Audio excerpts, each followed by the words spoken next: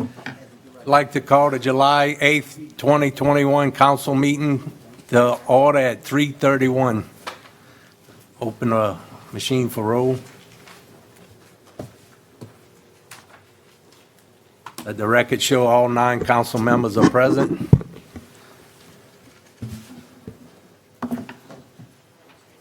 Yes, sir.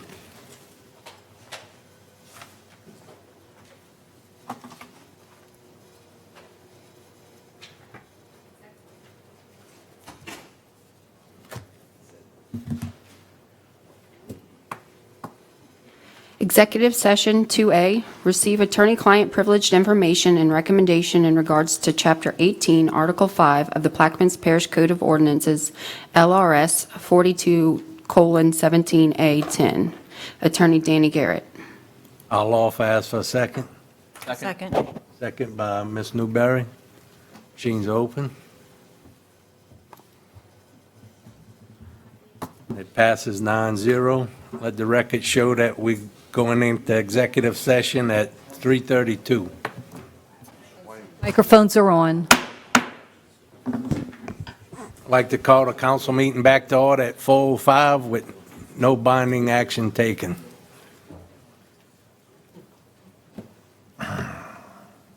Item 3, there are no proclamations at this time.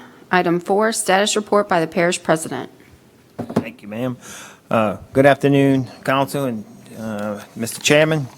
My report today, the COVID numbers as of July 7th, we're at 1,889. Our positive rate is 3.4. Update on the Venture Global LNG Wilder Skill Training Cohort 4.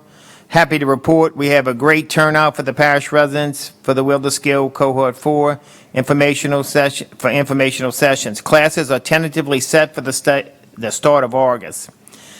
We have many upcoming community events that I'm happy to see return this year after having limited attendees and some canceled last year due to COVID-19. The Bayou Lagnap Market and Buras Volunteer Fire Department will have a host on Saturday, June 24th. At the Buras Volunteer Fire Department will host Cruising the Delta Car Show, benefiting the Buras Volunteer Fire Department. Food, shopping, and family fun for the whole family, free admission.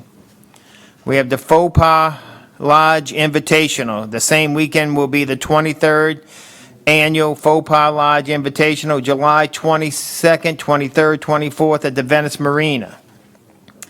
And then we're hosting the 71st Empire South Pass Tarpon Rodeo. That will be on August 5th, 6th, and 7th. Tickets are now on sale at the Delta Marina, Frelish Bateside, Boat Stuff, B&B Tackle, and John Froze. And also we have a Blessing of the Fleet that will be held Sunday, August 8th, in Bay Adams at 1 p.m. So those are some community events that we're happy to announce. Since COVID has canceled a lot of those, we're glad to see a lot of events coming back. This morning, myself and the PIO officer had a meeting with Plenary, DBI, and Franklin Associates PIO officer, and that was to update responses on emergency responses when something happens on the bridge or tunnel and anything on these projects. So that meeting was an update today to find out how we're moving forward.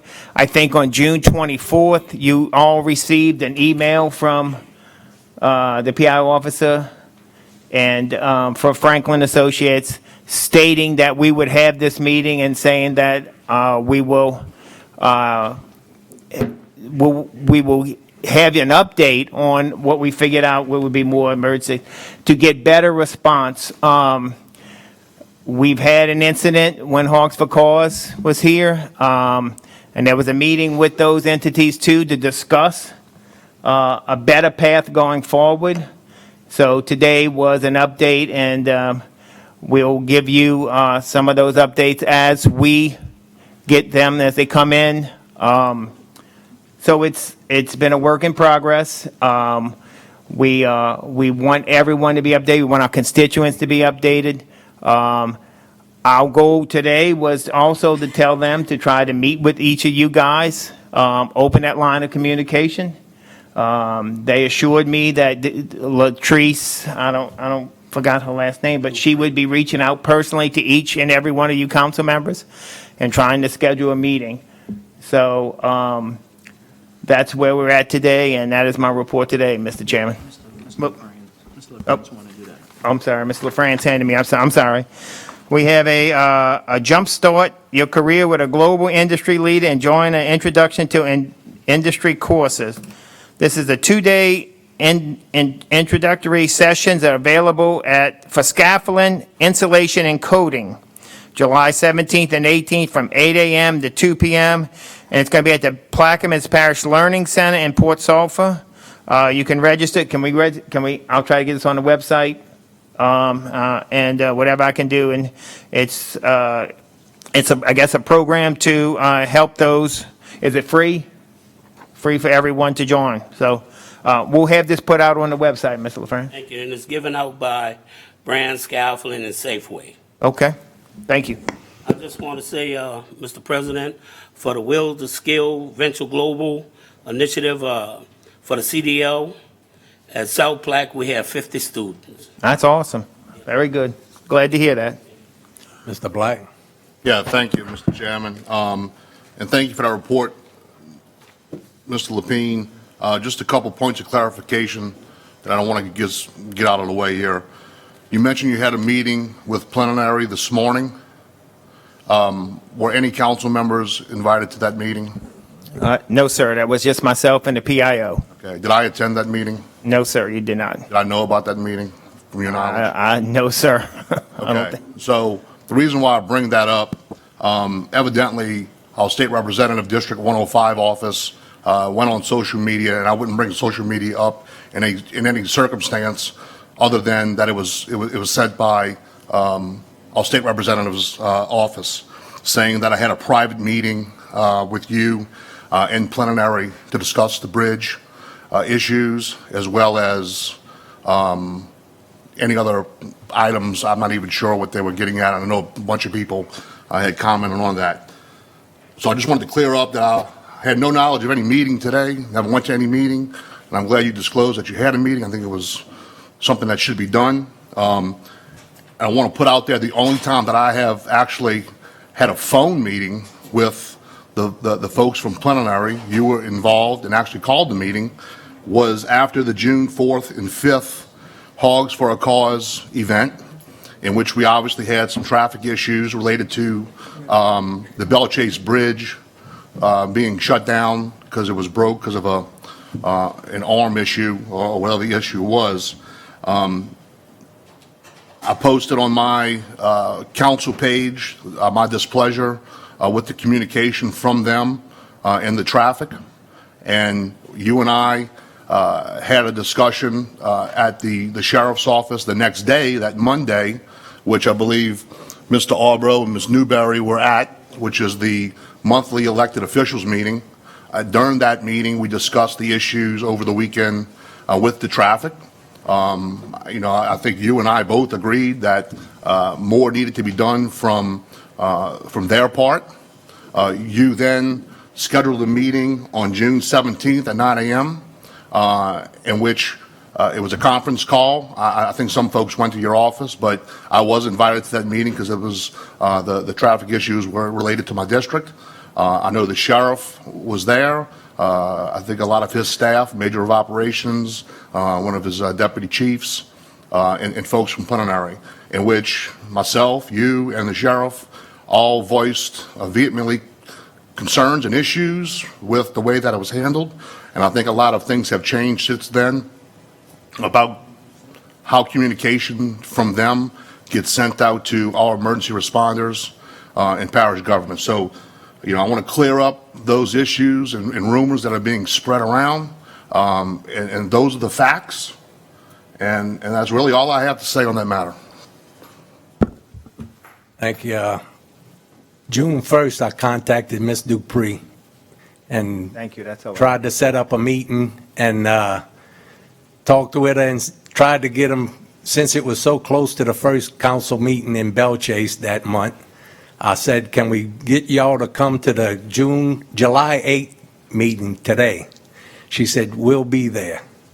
Well, the next week she called, she said she had a meeting, and I don't know who was in her room, but she said some was on the phone, some was in the room with you, Mr. Black, the Sheriff Tullidge, and maybe a director too, I'm not sure. But she said that they met with y'all, spoke about everything, answered questions from y'all, and they thought the meeting went real well, and they didn't feel that they had to come to the council meeting, that they would meet with the council people one-on-one.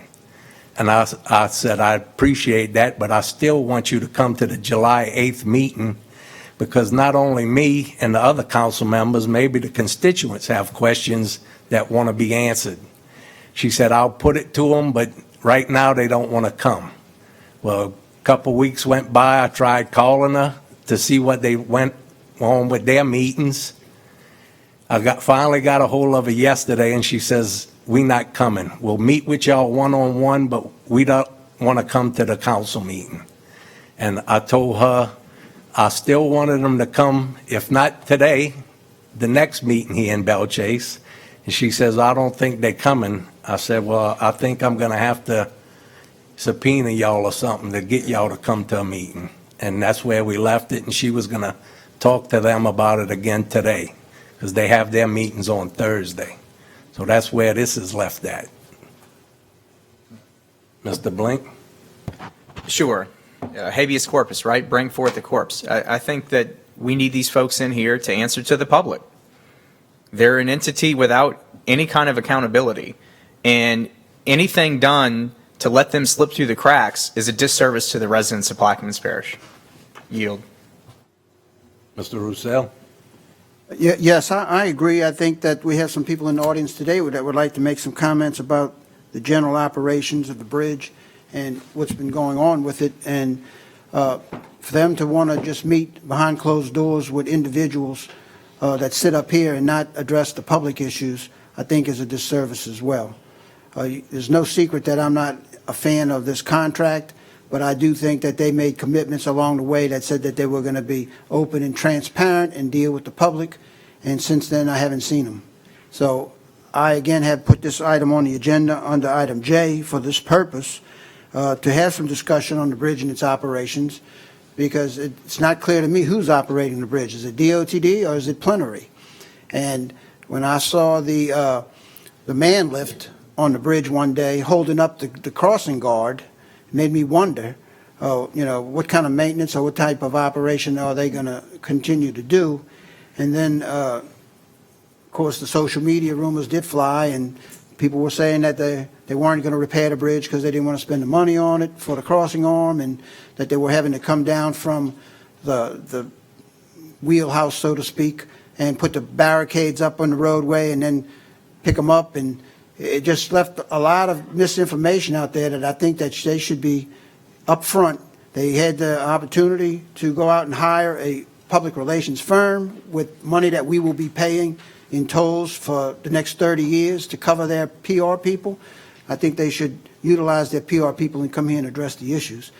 And I'd like to see if we have some people that are in the audience that came today with the impression that they were going to be able to ask plenary some questions, to be able to at least come to the mic, make their comments, and plenary hopefully is watching this meeting today, that will be prepared to answer these questions, whether they answer them in writing or they eventually have the courage to show up. Thank you. Mr. Black?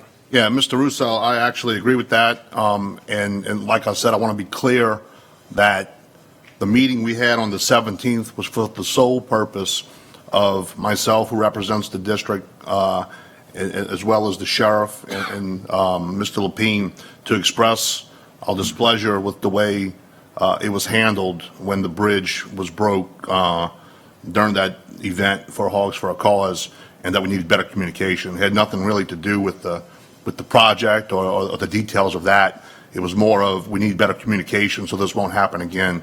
And I made the promise to my constituents over that weekend that I would get to the bottom of why it happened. Now, with that said, and like I said before, I had no idea about a meeting today, nor do I really, mind not being invited to it. However, as far as them coming to the council meeting, never did I once, and I'm sure Mr. Lapina has never told them not to. I don't think anybody would tell them not to. I would ask them if somebody does go back to them to make a request, and maybe it should be through you, Mr. Chairman, or Mr. Lapine, is that it would be nice to probably get maybe a 10-minute update once a month on the progress of the project, or lack thereof, or issues, or anything like that, and put it on the agenda once a month and just have a representative come. I think that's fair to the constituents, so I do agree on that aspect. With that, that's all I have. Like I said, she was coming until that meeting when y'all on the phone and all, and after that, she said plenary said no. And she said she'd be willing to come, Yeah. but plenary said no. And I had no idea you had asked her that. She never mentioned that to us at all in that meeting. I don't think, maybe she told you, I don't think that she told you either, but it was never mentioned that the chairman or anybody from the council requested them to come to a meeting. And at no time during that meeting did we say, don't come to a meeting, or this is in lieu of that meeting. The meeting we had, and it got pretty heated. I know the sheriff was very upset and disappointed. So was I, and so was the president about how that situation was handled. And that was the purpose of that meeting. That was the sole purpose of that meeting. And at no time did we discourage them from having any follow-up meetings with any other council members or with the public. She didn't tell me y'all did or didn't, but. Okay, well, yeah, That's but that, I just want to be clear that none of us should be held, to make it seem as if we encourage them not to come. Because like I said before, I think it is important for them to come at least once a month, put it on this agenda, and give us an update of what the project, what's going on with the project. Thank you. Mr. Blink? Yeah, sure. I mean, we need somebody more than just a public relations officer here. We need a decision maker with the company to be here. And despite the fact that the bridge is within your district, Mr. Black, it does affect every single district here. There's cascading traffic problems, things like that. And I think it would be helpful to be included on those type of meetings and not just hear about them after the fact, or not hear about them after the fact. Yield. Ms. Newberry? I think Mr. Blink answered my question. My question was going to be, does Ms. Dupree work for plenary, or she was just hired by public relations? And I understand that now. So I don't understand why she wouldn't be here to speak if we asked her to speak. So is she being told by plenary or not to come, Mr. Kognovich, if I'm understanding? That Okay, was with- my understanding. Okay, that's very sad for the people of Plaquemines Parish for her not to come to that. And I agree with Mr. Black. I think they need to come give us an update occasionally, whether it's once a month or every other month. I agree. Thank you. Can we go to J2? It's the same 11J. Same discussion. It's just, yes.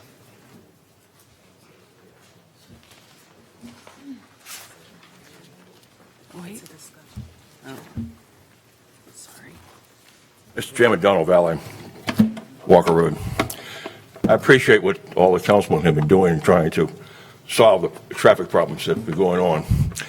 And frankly, it's a parish-wide issue, not just yours, Mr. Black, and I realize it's in your district. However, what I've said to a couple of y'all before is that Plenary has hired lots of people to sell this project to the state and hopefully to all you all, which most of y'all opposed to it. What I think you need to do is, as a parish whole, as the parish council, which, Mr. Chairman, you took the lead and asked for them to be here and told most of the public that they would be here, which they agreed to. Unfortunately, I don't think they're coming, and if they do come, they're going to send somebody that's just a mouthpiece for all practical purposes, as you said, Ms. Black, Ms. Newberry. I think what you need to do is make certain that Sean Wilson comes, represent the OTD, and that you get somebody as an officer of Plenary, and that you subpoena him and use your full force and effect, and that you set up monthly meetings on this bridge and where it's going and what's happening, because it's very significant as to the growth and the detriment of the rest of this parish. And you have the power, utilize it. Thank you. Name and address for the record. Mark McGee, 112 Noble Drive. I'm not going to eat up a bunch of your time here. I just want to discuss the bridge situation of what I observed of the attendant having to come out of the house and deal with the barricades and whatnot. And it's absurd to have this done. It's more injury to insult. And I'm sure all of y'all are frustrated with this and the billing and the pricing and all of the arguing going back and forth. But this is still a bridge that is operated by the Department of Transportation, and that's Mr. Wilson. And you need to go down the chain of command to get to whoever you got to get for them to go ahead and get this barrier replaced or repaired, instead of having these little wooden barriers that are going to stop vehicles from going over the open span into the water. It's absurd. It's ridiculous. So good luck. Thank you much. Have a good evening. Mr. Roussel, you want to answer that? Yes. Just to answer that, in the Regional Planning Commission, I sit next to Chris Morvan, who's the district engineer. And in the meeting, I requested that we have some discussion on this bridge. And his response to me was that, see plenary. Now, he is the district engineer that has been over this bridge since he's been at the DOTD for, I don't know, 20 or 30 years. So when you ask them to address the issues about the bridge, they deflect you to plenary. And that's exactly what his words were to me at the last Regional Planning Commission a few weeks ago. Just to clear the record that, we have approached DOT, at least I personally have approached DOTD at the Regional Planning Commission meeting, and that's my answer. Thank you. Mike Scorsone, 150 Adam Drive. First of all, I've come up here before with this comprehensive agreement. And in this comprehensive agreement, once this was signed, y'all have to understand plenary doesn't work for any of us. Nobody in this room. They work for LADOT. That's who they work for once they sign this contract. One thing in this contract, too, when you guys got the review for this contract, the draft review, right? Y'all never saw this final review. Never did. In this final review, it refers to the technical provisions, okay? 109 times. Technical provisions, 109 times in here, okay? I had to go to the definitions to find technical provisions here, as designated in Volume 2. Has anybody in this room seen Volume 2? Anyone? Anyone? Anyone seen Volume 2? Here it is. This is Volume 2. Anybody? Guess what's in Volume 2? We talked about the public information and communications, page 67 of Volume 2. By the way, do you know how many times I requested Volume 2 from Sean Wilson? A bunch. I finally got it from Pat Connick. Okay? Finally. Has anybody in this room, do y'all know what's in here? It's all the good stuff.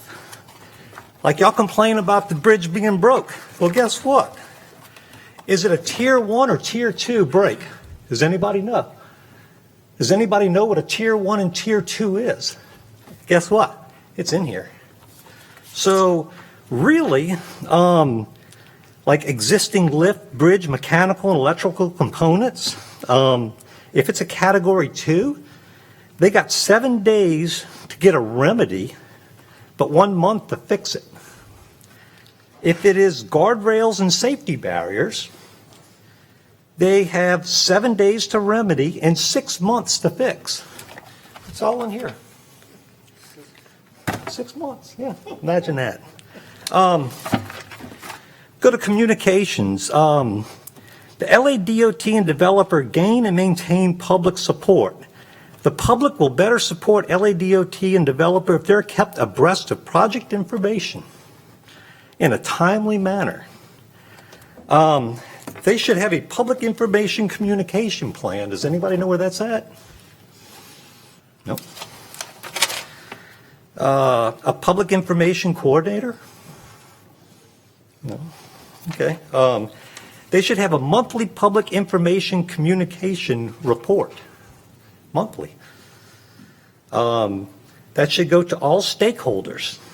I believe we are stakeholders of this bridge, correct? Including and not limited to state legislators, military officials, the trucking industry, transportation network companies, petrochemical industry, marine and aviation industries. I said, Mr. Scarsone, let me thank you for all of those comments. I think those are added items that we should be able to negotiate if we ever get to court. I appreciate it, and that's kind of the direction I was going. Thank you so much. Thank you. Any other questions?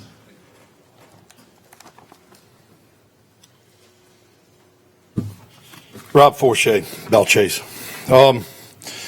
Okay, so I can definitely appreciate Bo, our president, and anybody else that was on the, Jerry, anybody else that was on this phone call. But being a citizen of this parish, I'm sorry, but Hogs for the Cause has no bearing and should have no bearing on the citizens of this parish. Great, it was a great function.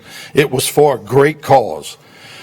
But this didn't just cause a problem for the Hogs for the Cause function.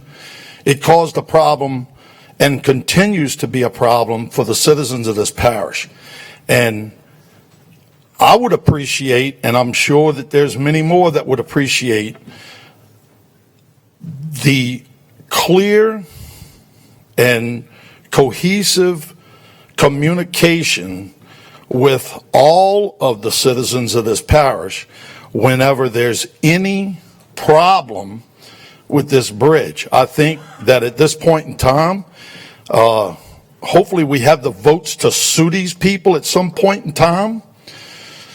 And if not, we definitely have the right to subpoena them to this body, and the citizens of this parish should be able to ask all the questions and get all of the answers that we should get as the citizens of this parish, right?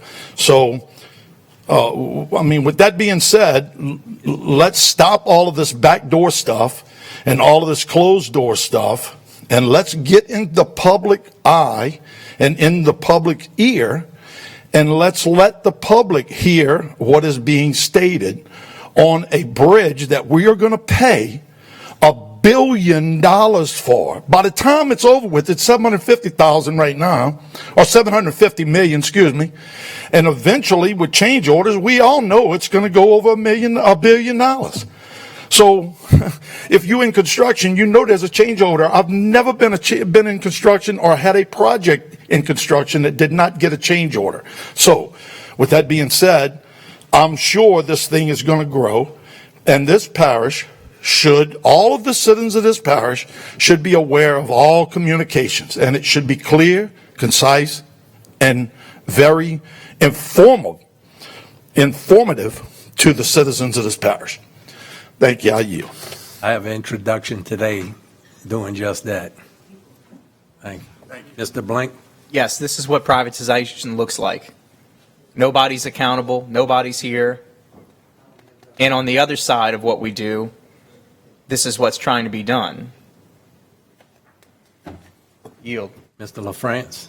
Yes, I am introducing legislation today to sue the state over the Belchase Bridge. Now, hopefully, I'll be able to get at least 5 votes to support that. So it's going to be introduced today. They have to lay over 2 weeks. I don't know if we're going to vote on it in Point LaHash or if we're going to wait till it come back up here in Belchase. Hopefully we can have the support. Hopefully we can have enough people out in the community come out and voice their opinion. I received a lot of phone calls behind it, and I told them we didn't have the support. So hopefully this time we'll have the support, and we can put this to rest. Thank you. Thank Vic Scarsoni, 125 Woodchase in Belchase. I was told, I waited about a week after the bridge was broke, and I called and I got somebody that gave me some information that they said that that plenary has to go to the state and get bids to repair this bridge. Does anybody know if that's true or not? That is true? That is true. So if a safety barrier is broken, I would imagine that if your brakes go out on your car, you don't go get bids on your brake, you get the brakes fixed. I mean, I would imagine that going out on bids is going to take at least, 2 months? I would imagine. You should know he's got the book back there. Well, okay, so are we going to stand here for 2 months with this barrier broken? I mean, we have people on Engineers Road that could fix the I-beam pretty quickly. I mean, I know it's not our it's not our fix, but my God. I mean, we have to wait 2 months to get an I-beam fixed on our bridge. I thought also that plenary took over the whole bridge project, that DOT was completely out of it. And the tunnel. Well, I guess it depends on who you ask, just like Richie said. It depends on who you ask. They always point a finger out every place else but up where it's supposed to go. And now we're confused as a board. Who's in charge? Does anybody know exactly who's in charge of this bridge right now? Nobody. It's my point. Mr. Scarsoni, can I inject? From what I understand, DBI is in charge of the bridge and tunnel. That's a company that when we met with the sheriff and DBI was the representative who was in charge of the bridge and tunnel. So DBI has to get the bids? They have to go out and get DBI 3 has to bids? get the bids for the Fixed. Yes, from what I'm told. Well, thank God the concrete's not broken. Thank you. Ms. Newberry?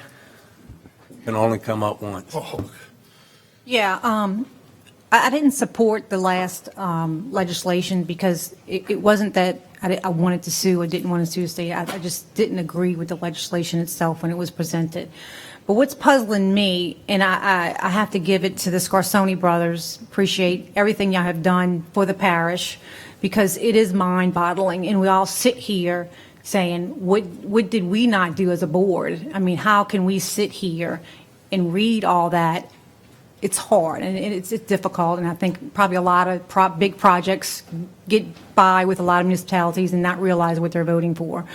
So, I mean, I think we've had this situation with Hogs for Cause, and it's something that could continue to happen over the next couple of years. So I have to say, it depends on the legislation, that I would like to see us move forward with some type of attorney to really look at this for the board and for the parish and see if we have a leg to stand on in any type of litigation. I mean, the last thing that we really want to do is sue the state. But if we have no power over this bridge, it might be something that we need to look into.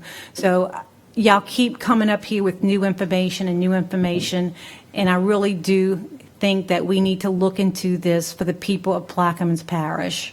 So thank y'all for that.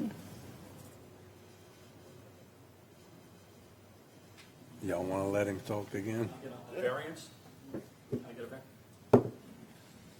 If possible, I would like to recommend the board would hire somebody to read 2 volumes to be our representative, because right now there's nobody but Michael and myself that have read either volume. And y'all trying to make decisions on what y'all don't know that's in that volume. Matter of fact, Pat Connick had problems getting volume 2. Why should that be so difficult to get volume 2 that affects this parish so much from the state? It shouldn't be. Y'all should, when they signed this thing, they should have had volume 1 and volume 2 in a gold wrapper and brought it to each one of us and given each one of y'all this volume 1 and volume 2 in case you were bored at night at 2 o'clock in the morning and want to read some really good stuff. Because what we're bringing to you is just stuff that's happening now. We could sit over here for 2 hours and tell you what's in that volume that you'd be shocked to see what they agreed to in our behalf. That the state and plenary in a single contract bid agreed to that y'all don't know. Think about that. You would never buy a house like that, ever. And we did. You had a construction group and you had a pretty much a bank group that made a decision on how much this bridge is going to cost us. And we sat there and let them, well, y'all actually did 2 resolutions against it. But that didn't work either. So, at this point, I hate to sue the state also. They're supposed to be our friends. They're supposed to look out for us. They're supposed to be our father. They're supposed to make sure we get a good deal. And we have, on a good day, 8,000 voters on a good day. And so we're probably the smallest parish that would get affected if they give us a bad deal. And I think that's what happened. That's just my belief. Anyway, if anybody wants to discuss Volume 2, we'll be here after the meeting. We'll be glad to discuss other things in Volume 2. Thank you. Thank you. 10 cents a page, right? Mr. LaFrance? Yes, I appreciate that you have Volume 1 and Volume 2. Before I would have read any of that. I know anytime that you're going to spend $100 million for a bridge and wind up paying $800 million, I know that's a bad deal. I don't have to read any further. I know that's a bad deal. Thank you. Item 4A, update by charter directors. 11J, we're going backwards. Any updates or as y'all emails? Yes, ma'am. Oh, I'm so sorry. I'm so confused.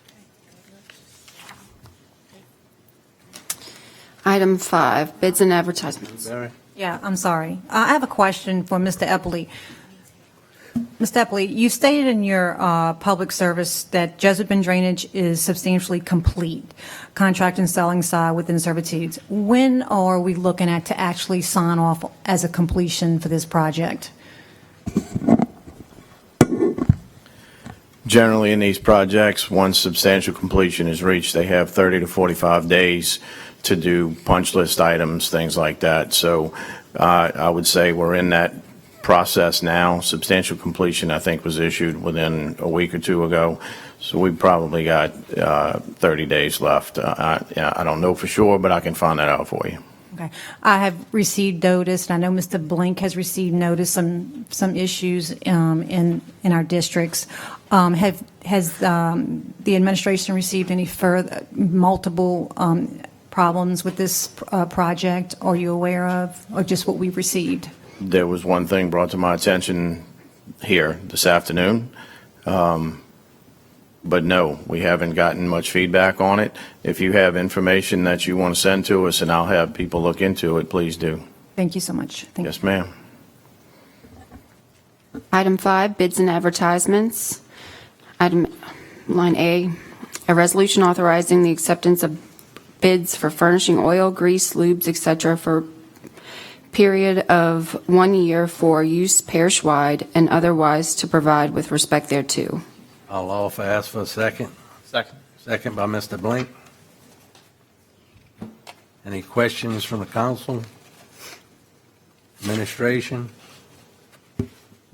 Audience? Machine's open.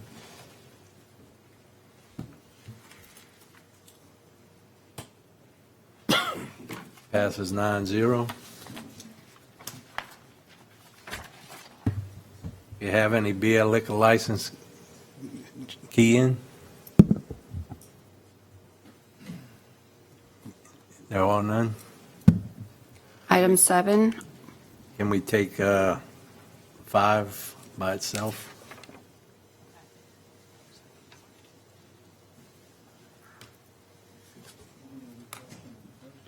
Whitney Oil and Gas LLC, application number 2021-539, dated June 16, 2021, installed 3 12-inch flow lines, East Bayfield, and that's Councilmember Bartholomew. Offer. Yeah. Mr. Bartholomew offers there a second? Second. Second by Ms. Newberry. Any questions from the council? Administration? Machine's open. I wanted to do that one first because I can't vote on it. Mr. Blink? It passes 6 with 2 abstention. Okay. You want to start at the beginning now? Do you have any? Item 1, deferred. Item 1, withdrawn.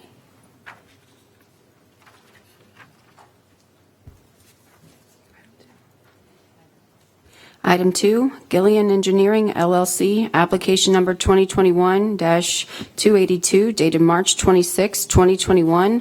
Drill 6 boring for the Glen Oaks development, 4 multifamily structures, intersection of Russell Drive and LA Highway 23, Belle Chase. Councilmember Roussel. I'm going to offer this for the purposes of discussion only, and that's if anyone is here to speak on this item, and ask for a second at this time. Mr. Roussel offers for discussion. Is there a second? I'll second it. Second by Mr. LaFrance. Mr. Roussel. Yes, I don't know, is anyone here from the Glen Oaks Development Company? I've been asking for a site plan on this, and I'm not sure if the permit department has received enough information to give us on this item. And when I spoke to her, she said she had a document that was too big to send or something. So I'm still not sure, but I do know we have someone in the audience that would like to speak on this item, and I'm hoping that the administration is working it from their end as well to try to get to the bottom of what we're going to do there. Thank you. Mr. Beers? Any questions? Yes, I mean, anything submitted would be public record, so anyone at the public would be welcome to go and see what was submitted. I wouldn't ask anyone to view any kind of site plan as hard and fast and final, because obviously it depends on the permits that are ultimately issued, the results of the soil sample, and comments and feedback by the administration. So yes, I think you could go look at anything that was submitted as a site plan or a preliminary site plan, but I wouldn't want any members of the public or council members to be under the impression that that is what the final product would be should it proceed to construction. Thank you. Any other council, administration, audience?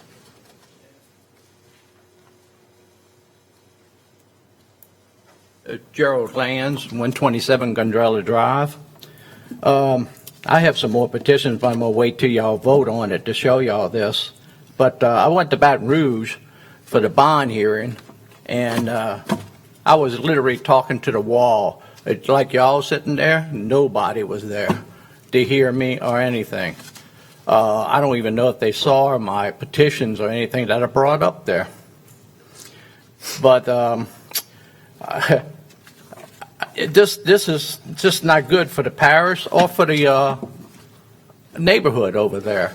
And I wish when y'all do vote on this, I've already went through some things, but I wish when y'all vote on this, that y'all vote against it and send them up there a message that y'all not happy with it or whatever.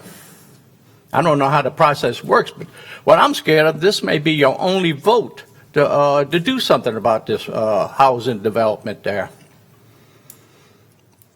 But if y'all defer it, then I'll be talking some more next time. So anyway, if y'all do vote on it, like I said, I wish y'all vote against it to send them a message. Thank you very much.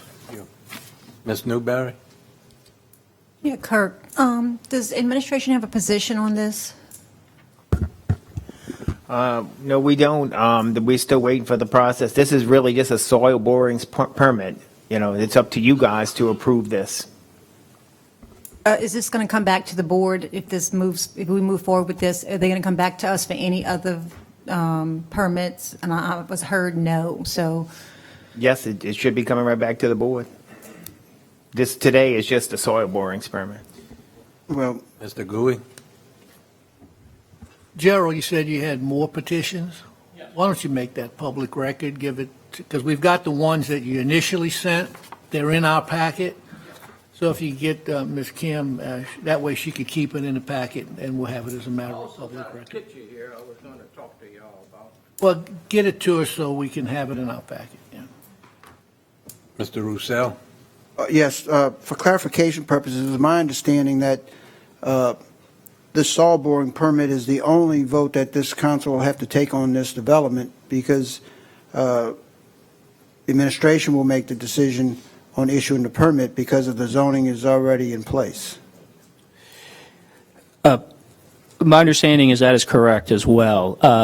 There are obviously previously adopted ordinances that regulate what can go on this lot based on its zoning classification and based on its size. And so to the extent that the developer develops the property within those parameters that have been previously established by ordinance, there would be no, they would not have to come back before the council unless they were asking for some sort of variance, that would require them to come back to you all. So that's my answer and that's my belief. And so, Ms. Newberry, I think your answer, you understand now? Mr. Chairman, Donovan, I want to recall to you all what you all did at the last time this came up, and that you requested that the acting executive director of the Louisiana Housing Corporation attend your meeting to explain some of this particular project. I think at that time he explained that it was originally approved as a 44-unit, 11 fourplex building over in Braithwaite. Something that they couldn't get some zoning approvals and permits from SETA, and it's been laying dormant. It has now come back before you all again. I think what the executive director told you at that time, he didn't know where it was. He didn't really know who the developer was.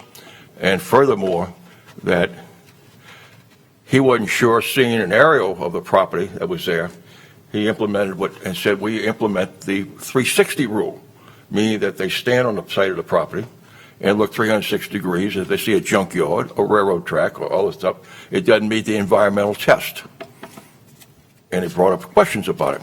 At that time, I believe Mr. Roussel requested from Ms. Lapine to go back to the state and ask, could these funds be utilized for single-family residents in other developments? Question was, is this property zoned for this amount of units? The question goes back to is it the density sufficient to handle it? Is the ingress and egress to the traffic going to do there? And what's the impact it's going to go on to the community? There was no information. There was no developer here. And in good faith, Mr. Roussel deferred the issue until the state could have its hearing, which is, as Jerry told you, is meaningless. It's a formality. I used to serve on that board. I know it's a formality. What he asked for was the question, can you use it for single-family residence? I don't know if you wrote the state, Mr. Lapine, but I know good and well this thing was approved a long time ago as a 11 fourplex building, elevated 17 feet in the air, at a cost of $340,000 a unit, which I can tell you, I know Mr. Bartholomew on the East Bank can use $340,000 to build 5 houses in single-family homes that can suit the market, what's needed in the parish. I don't know that 44 units are going to sit on this little sliver of property adjacent to the residential base, the air base, commercial and industrial property is sitting next to it, and yet you're not going to have another look at it. So until the developer comes forth and shows you a plot plan, density, ingress and egress, answers your questions, is this a plausible thing for your neighborhoods, and as you want in your parish, I defer it. Give them an opportunity to come before you. That's all.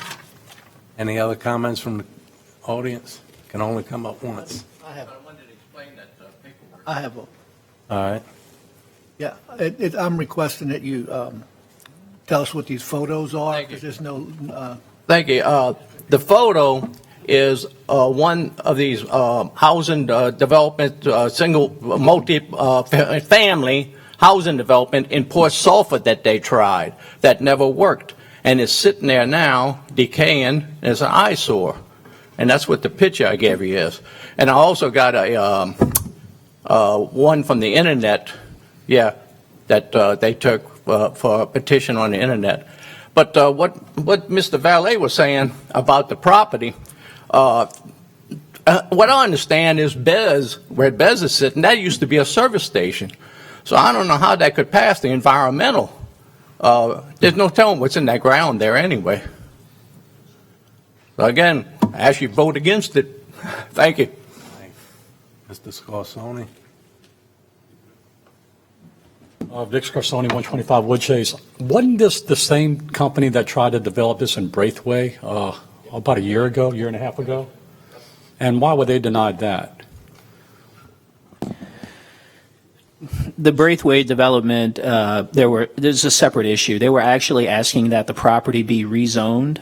And there was a pre-existing development there. There were several single-family homes that existed on the plot and the property. And so one of the issues the parish had was that it wasn't interested in having that property rezoned because of the effect it would have on the single-family homes and based on the existing infrastructure that existed at that plot. That's why it was denied. It's my understanding, and once again, I've not seen any building permits. What's before the council is strictly a soil boring permit, that the property would be properly zoned for multifamily, and so therefore it would be legal to put multifamily residences in that space. Okay, thank you. Any other questions from the audience? Mr. Roussel? Yes, I'll ask the administration one more time this meeting to pursue single-family housing with this grant money that's available to Plaquemines Parish. I have spoken to I believe he's the executive director at the Louisiana Housing Corporation. He has asked some of his colleagues to forward me some additional information on this, which I have yet to receive yet. The director also did say that he would be interested in facilitating a meeting so that Louisiana Housing Corporation could explain to the council what the various options are available with the money. And obviously one of those options is single-family homes, and the funds aren't simply relegated to multifamily homes. And so we can facilitate that meeting if you all like. I don't know, if that would have a retroactive applicability to what was awarded this developer or not. So I don't want to make any promises with regard to that. However, if the council is interested, we can certainly go up there and meet with them, and they can explain more to you all their requirements, their policies, their procedures, and the various other uses that might be available for these funds. I welcome the opportunity to attend that meeting. I'd like to be included as well. Me as well.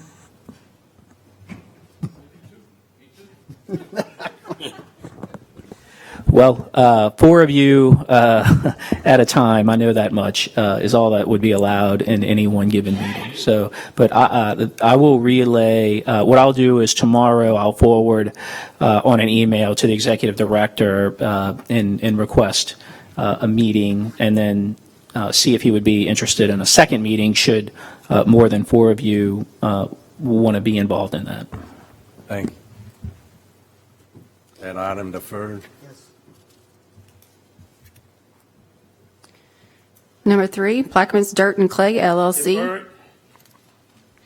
Number 4, Woodland Borrow Pits LLC, North, application number 2021-402, dated April 29th, 2021, continuation of existing Woodland Borrow Pit operation, 1717300 Highway 23, Port Sulphur. Councilmember LaFrance. I'll offer 7A4 with the stipulation that all provisions of Chapter 18, Article 5 of the Plaquemines Parish Code of Ordinance apply.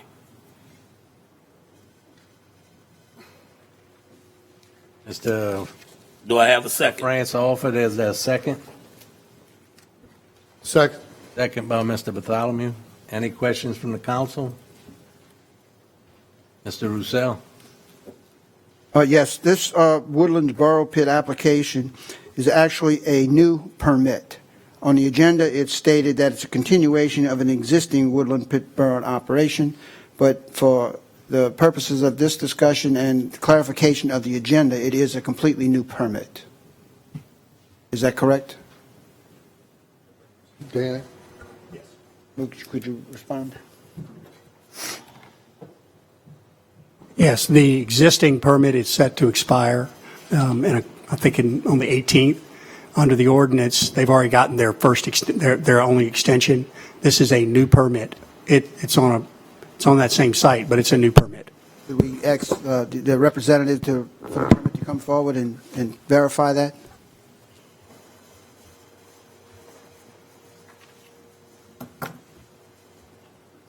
Yeah, Paul Hogan, Woodland Bar Pits, that is correct. This is a brand-new permit. It just happens to be an existing pit that's in operation that's going to continue under operating under this new permit. And so the new permit is under the stipulation of the ordinance 12238? Correct. Completely compliance with the ordinance, correct. Completely new permit. Correct. Okay, thank you. Thank you.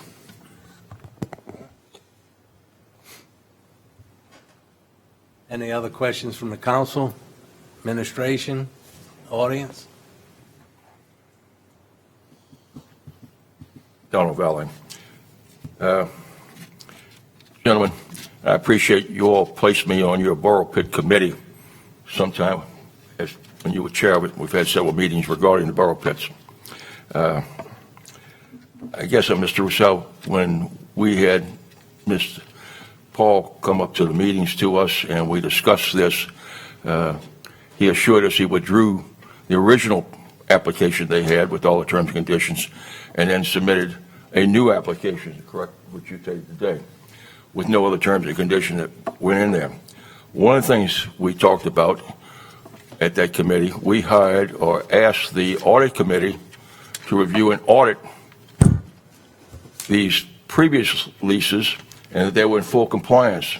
We mentioned and discussed, it was never voted upon, but we discussed that we would ask for a estoppel letter or self-certification from the operator that they were in full compliance of the terms and conditions of those leases. I don't know if we ever got to that point, but I think for some point in time, we need to make certain that the operators are in full compliance with those terms and conditions of that ordinance that you have in there. And then if they're not under audit, that you would terminate that contract. Thank you. Mr. Roussel? Yes, in response to that, the Internal Audit Department has engaged an ongoing audit, and it is prepared to issue a draft in the near future. Yes. Name and address for the record. Rob Forshea, Belchase, 116 New Street, Belchase. I can recall at a point in time that there was some discussion in reference to backfilling these borough pits that are no longer in use. And in some discussions with some citizens here in this parish, I think that there is a concern about this particular fact of, how many borough pits we have throughout this parish that are now open pits that are full of water, that are drowning hazards for kids, and on top of that, mosquito ponds and all of the other things that are not so good with a freshwater body of water that's just sitting there on top of settling and things like that. So with that being said, is there anything in any of these contractual permits, and any of these permits, is there anything in them that requires any of these borough pits from this point forward, if they are abandoned and not used, are they going to be backfilled with river sand or some type of fill that would make the land usable? And if not, I think the parish needs to do something with regards to filling these abandoned pits and sell the property, confiscate the property, and fill it and sell the property at that point in time, in order to try to make back some of our get back some of our money that we've spent on filling these pits. I don't know what the answer is. That's just an idea that's been thrown to me, and I'm sure that it's going to cost a lot more to fill it than it will to sell the property, than you're going to get from selling the property. But something needs to be done. I mean, look, if we keep on digging these holes, we have a subsidence problem in this parish, and I truly believe that this is probably one of our reasons for all of this subsidence throughout this parish. We have dug holes everywhere and allowed the oil companies to dig these canals throughout our marshland that causes the marshland to sink and cause subsidence in the marsh. And then the next thing we know, we have no marsh. We have no, and now we've got to pay to fill it, right? So with all that being said, I'll yield the rest of this, and I know that Kurt's got something to say because he's laughing over here. So I'm sure that Kurt's got some great ideas here. So let me yield to Kurt. You go right ahead, Kurt. Thank you. Mr. Roussel? I appreciate your comments, and I think that horse has left the gate a long time ago. The issue is that this is private property. These are borough pits that are currently in operation, those that are legally operating, and so they're not completed yet. So that issue probably will be dealt with by the property owners eventually. Ms. Newberry? I have a question for the administration. When these permits come across our board, so parts of the administration signs off on the paperwork. So my question to you is, do we just sign our names, or do we actually abide by the ordinance for these permits and actually do our job to go out there or look at the paperwork to make sure it's there? There's a lot of signatures on these permits from the parish, and I just wanted to know, what is y'all job here to make sure these permits are followed through? Because, you know, we have a committee now because the ordinances aren't followed. Is that correct? We've been trying to figure out, Mr. Russo, is that correct? Trying to figure out why these ordinances aren't followed, but yet we have permits here that we present, and we have administration signatures, and I just want to know if that's being followed.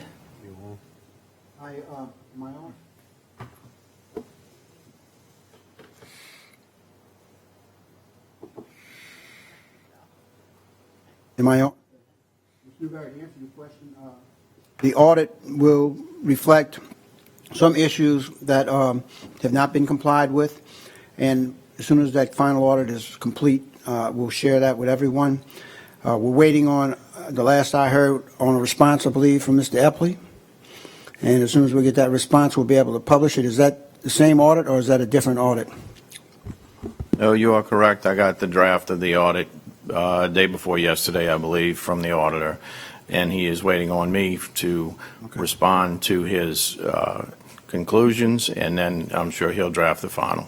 And just on a broad level, from the Borough Pit Committee, what we have established is that the fees that have been collected, and we're asking the Finance Department and the administration once again to do an accounting, and you can use our audit for that accounting if you'd like, but we need to segregate those funds and put them in a special account to implement the ordinance that's on the books, because the ordinances that are on the books dedicate that funding towards the regulation and compliance issues that we're talking about now. So we should have funding there. It was authorized and dedicated prior to me coming back here. So there's an accounting that needs to be made.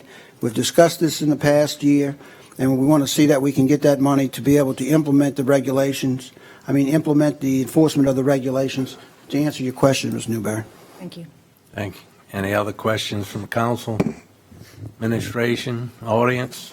Machine's open.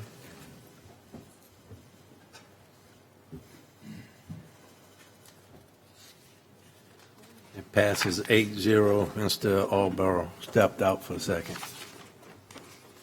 Mr. Pivach, the ordinance was deferred, and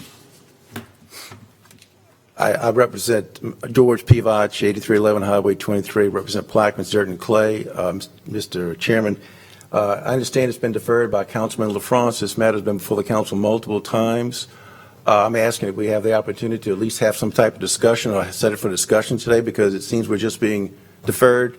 No one's talking to me. I reached out to your attorney a couple of times. He tells me he's not at liberty to discuss our permit. I'm just trying to get some direction as to what's going on with the council and why this particular permit, which has been approved by the administration, continues to be deferred. I asked for it to be introduced to discussion, and it was denied, so it was withdrawn. So in the meantime, we just sit back and come back every 2 weeks and see if it's going to be deferred again when we have a valid existing business operating and a permit before this council? Is that the action? Well, actually, technically, you shouldn't even be speaking on it now because the item was deferred. I understand that, Mr. Russo. And so But I'm we're speaking. relying on the legal department. Are you asking me to sit down? The chairman can tell me to sit down, Mr. Russo. Mr. Chairman, what's your pleasure? Yes, sir, it was deferred and be at the next meeting. Can I ask a courtesy then before I sit down? And that is item 11I, discussion new business. Is that also going to be deferred? I think it's 11I. Let me put on my glasses. Yes, sir. Is that going to be deferred too?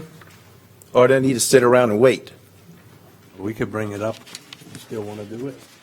I would appreciate the courtesy of the council if it's going to be discussed today to be brought up at this time, if it's the council's wish. Want to do 11I still? I think there is a resolution that'll be introduced in lieu of taking action on 11I. It's going to be introduced at this meeting, and it'll be voted on at next meeting. So 11I will also be deferred today? Yes, sir. Thank you.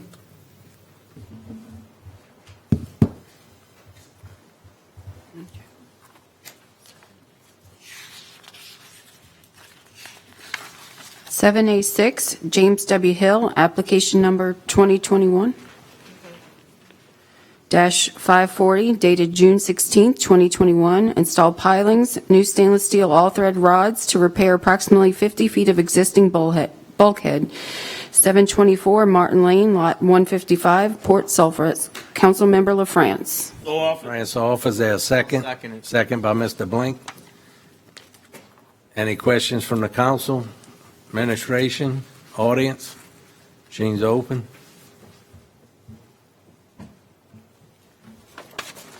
It passes 8 with 1 abstention.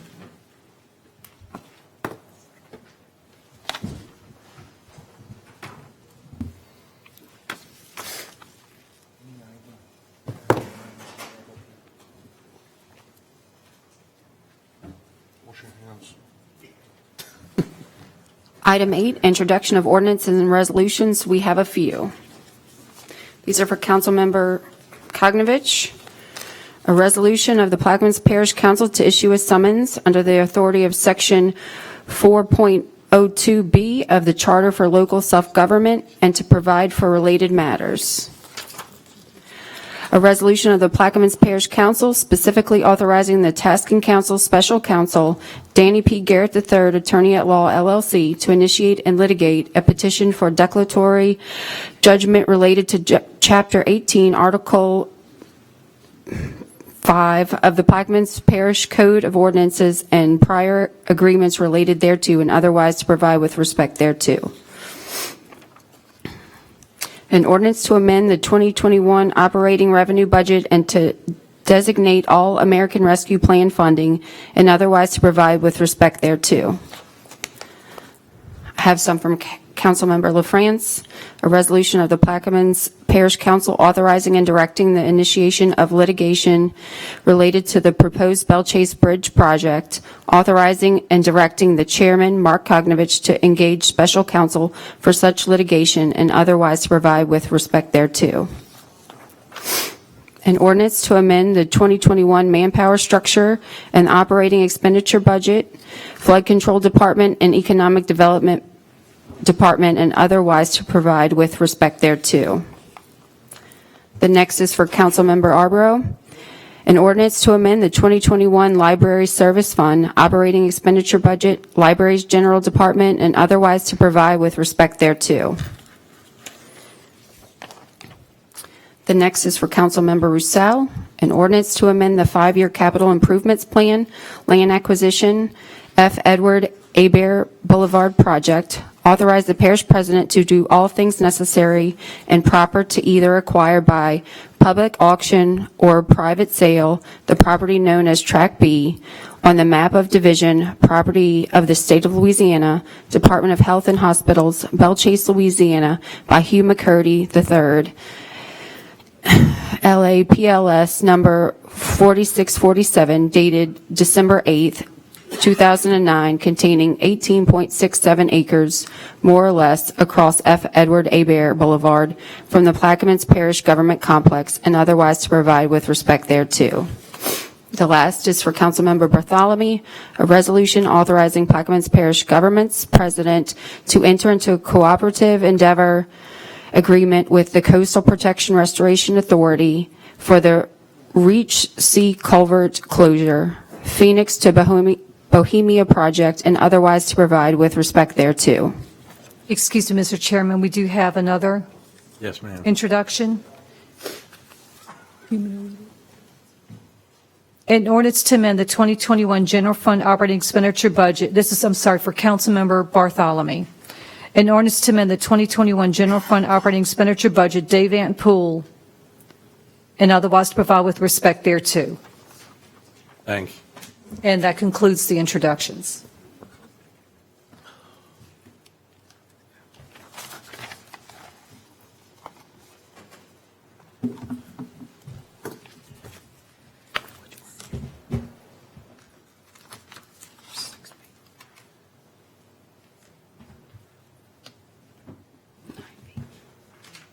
B will be deferred, right? B will be deferred, yes, sir.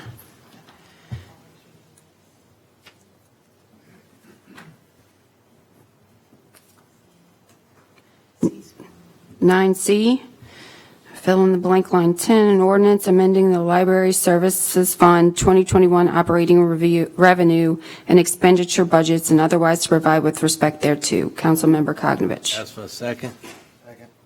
Second by Mr. Alborough. Do y'all have a fill in the blank? Oh. There's no fill in the blank? That was just taking money, getting from the No, state? it's a grant. It's $47,065. What will we use that for? That would be used throughout the parish libraries for a literacy program. Thank you. Any questions from the council? Administration, audience, means open.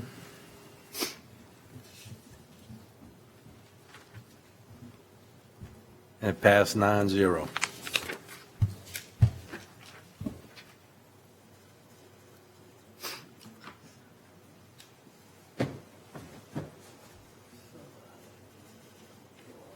Nine D. This is a fill in the blanks. An ordinance to amend the 2021 Boat Harbors and Shipyards Fund operating expenditure budget, Boat Harbors Venice Department, and otherwise to provide with respect thereto. I'll offer, ask for a second. I'll second. Second by Mr. Blink. Do you have a fill in the blank? We have not been provided that information. I know Mr. Helmer said he was going to be here, but He's out sick, but can I pass over this and maybe see? yes, sir. We'll Okay, pass can we over. pass over? Mr. Cognovich, for folks at home, do you He told elaborate, me please? it was for money to fix the Travel lift in Venice. Thank you. Is it travel lift? No, the lift to pick up the back of the boats. 9E. We have a fill in the blanks for 9E. An ordinance to amend the 2021 general fund operating expenditure budget, Legal Services Department, for settlement of case number 63-150, 25th JDC Division B, and otherwise to provide with respect thereto. I'll offer, ask for a second. Second by Mr. Alborough. On line 4, fill in the blank for the amount is $350,000. Also the same amount for line 8 and line 13. And on line 13, we're moving the word from. Inserting the dollar amount on line 19, which is $350,000. We're adding section 2, which reads, the 2021 general fund operating expenditure budget self-insurance department is amended as follows. And it's taking money from the self-insurance workers' comp salary and self-insurance workers' comp medical. And then we're changing the former section 2 to section 3. And Mr. Chairman, that concludes the changes. Thank you, Ms. Norcott. Any questions from the council? Administration? Audience? Machines open. What is this? Councilmembers Black and Bartholomew. Did he ask what that was for? That's not a lawsuit they talked Councilmembers Black and Bartholomew Dr. Gui. and Mr. Gui. Wrong. Yeah, this is the legal one. We're just confused by what's on the screen. I'm sorry. Didn't change it. Rennie, We're voting on 9E. Rennie talked to us about it last meeting. What? Just go ahead. That's good. And it passes 8-0. Can we go back to D? Yes. Item, this one. Which one? First, do we know how much we have in that account? In the unreserved undesignated? 321. 9D. 9D, an ordinance to amend the 2021 Budget Harbors and Shipyard Fund operating expenditure budget, Boat Harbor, Venice Department, and otherwise to provide with respect thereto. I'll fill in the blank with unreserved, undesignated fund. Do I have a second? Second by Mr. Alborough. Yes, ma'am. You asked how much was in that fund? $371,722. Thank you. Is there any questions from the council? Administration? Audience? Machines open. Councilmember LaFrance. Thank you. And it passes 9-0.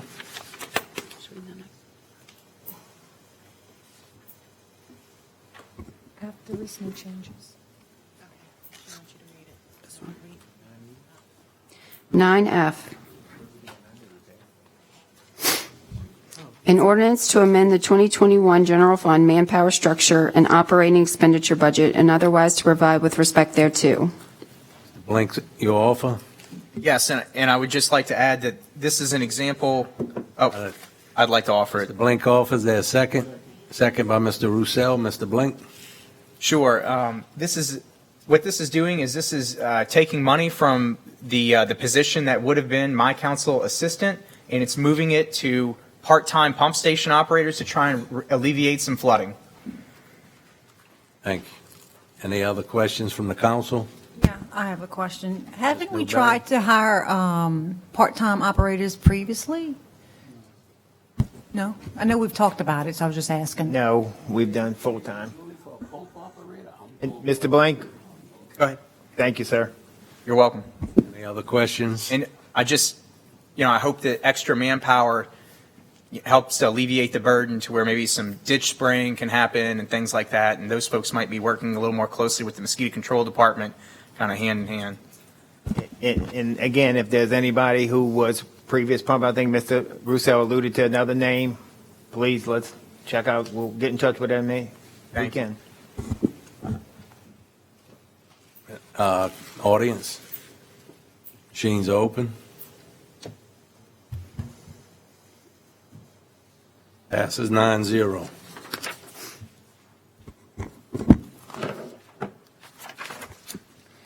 G, this is a fill in the blank. An ordinance to amend the 2021 General Fund operating expenditure budget, Buildings General Department, and otherwise to provide with respect thereto. Mr. Chairman, we have not received the information for the blank. Mr. Roussel? Not G. Yes, we have agenda. Oh, I didn't get it. I'm sorry. I didn't have it. I'm sorry. On line 9, we're removing the word from.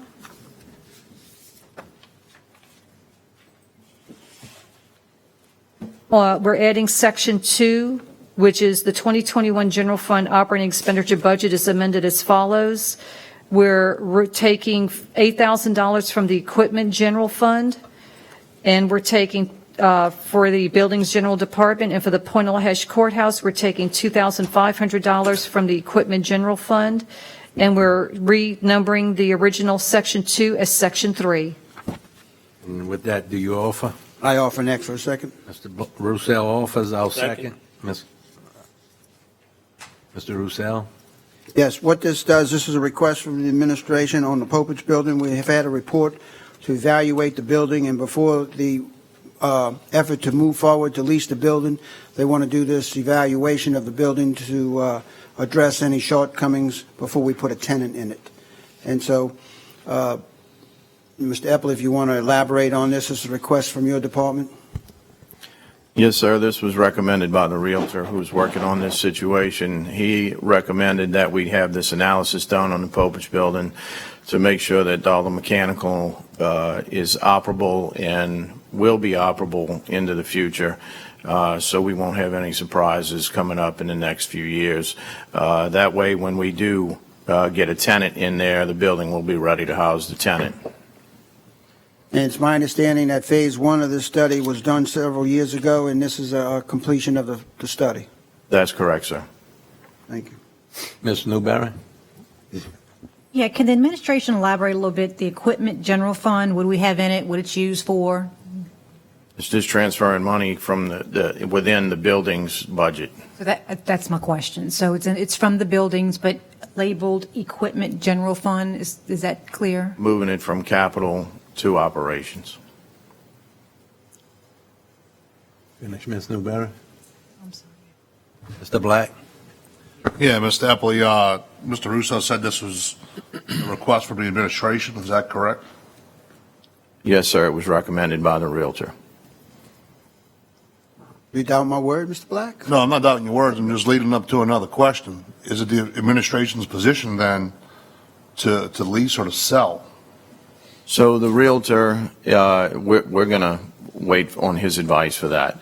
The Realtor is going to come back after the analysis is done. He's going to recommend to us and to you guys what would be the best course of action for the building. If the best course of action is to lease the building, or if the best course of action would be to sell the building. And if he comes back and says to sell it, we've, in essence, paid $10,500 for a building inspection. Is that correct? That's correct. Have you inspected the building? No, sir. Has anybody from maintenance or your department inspected the building and did an analysis on how much you think it would cost? No, sir. So nobody from the administration has any idea of how much repairs are needed for the Popich building? No, I know that there are repairs needed. We did $15,000 worth of plumbing repairs last year on the third floor, and we'll probably need to do that again on the second floor.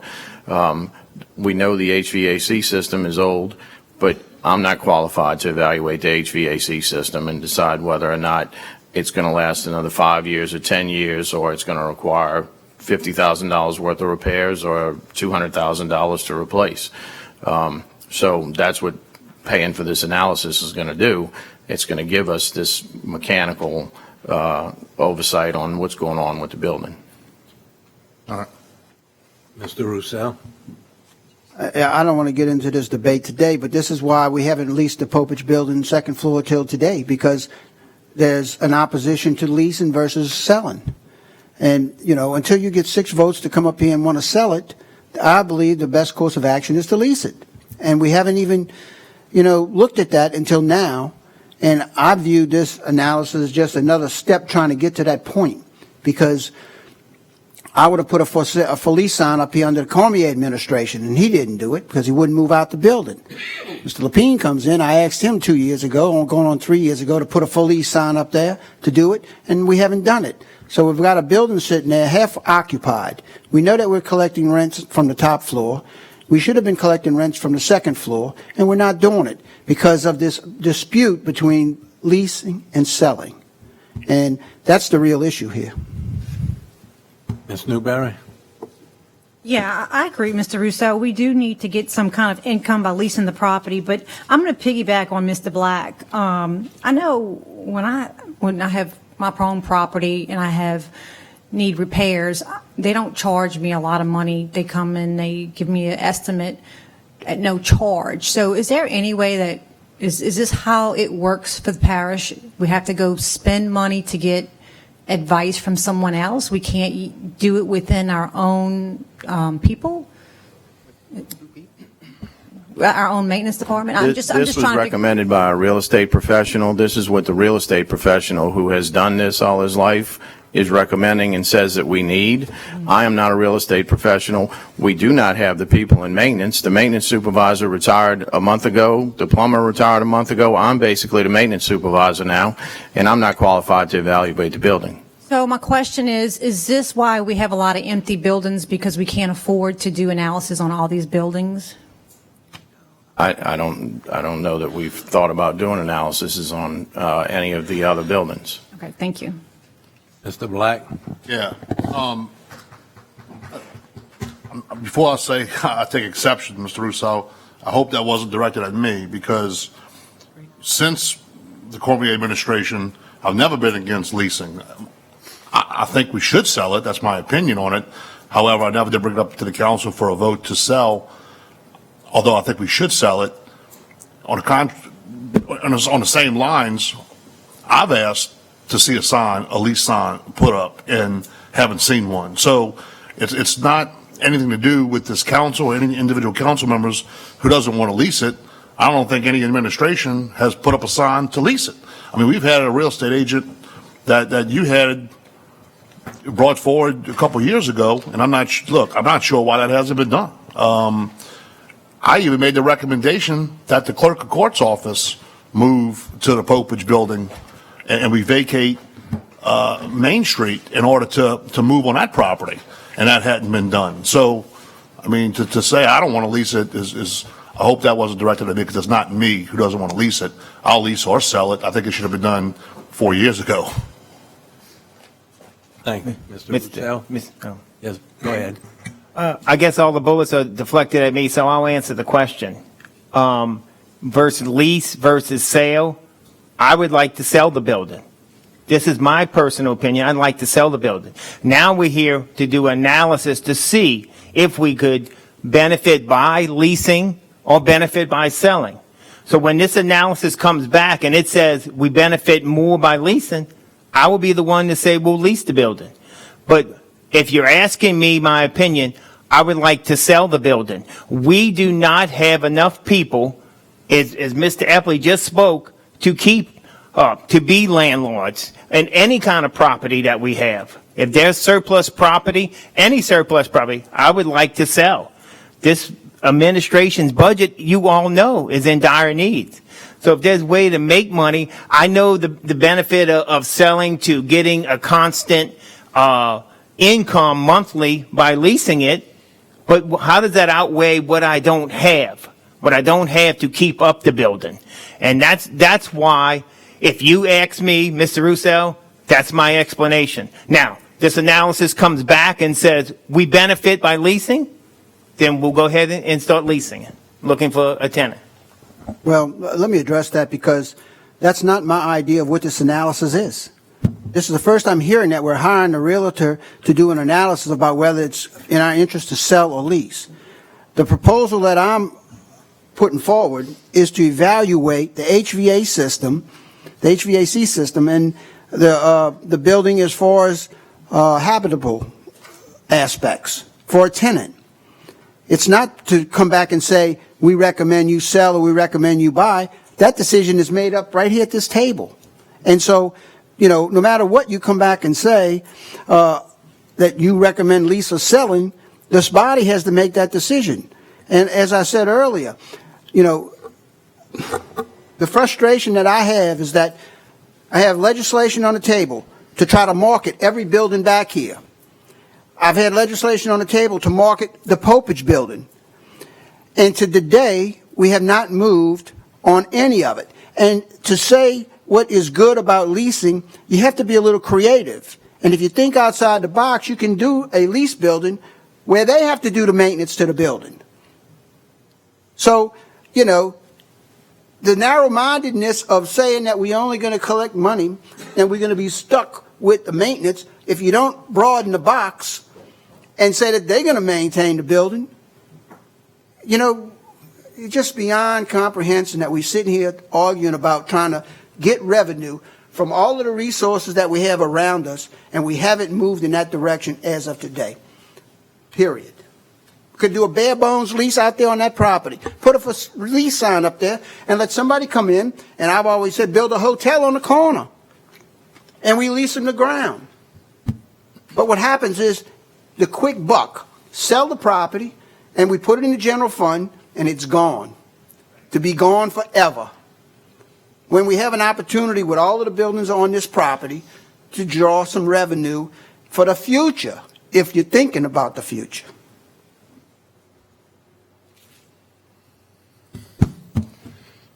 Rob Forshey, 116 New Street. All right, so here we go. We're going to sell the property. We're going to sell it to ourselves, right? We're going to sell it to the port, or we're going to sell it to somebody else. Then we're going to be hunting for property for somebody else to sit in.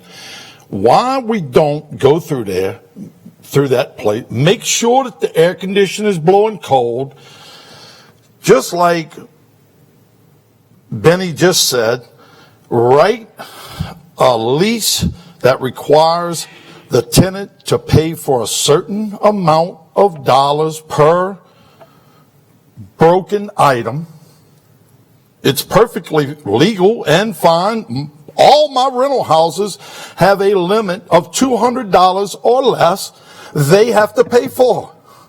So why can't this administration or council put together something that is beneficial to the citizens of this parish? Why should we have to sell all of our assets?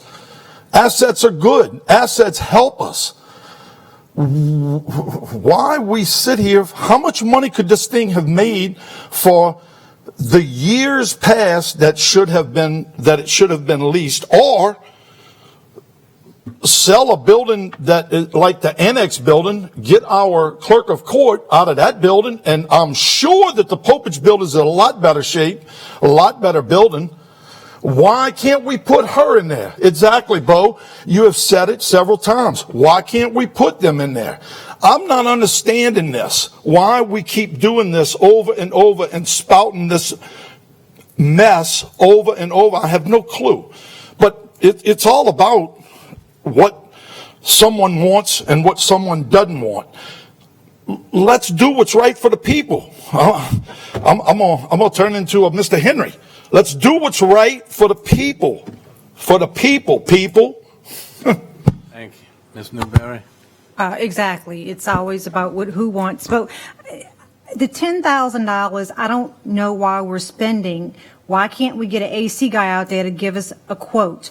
And I agree. Let's get the clerk of court in the building and sell what's on the corner. So I don't know why we're going to sit here and spend $10,000 for him to tell us what's wrong with the unit or anything else in the building as of right now. So I think we need to get the clerk of court and make sure that property is big enough, that floor is big enough for them to move into and go from there. Mr. Roussel? Yes. Question's been called.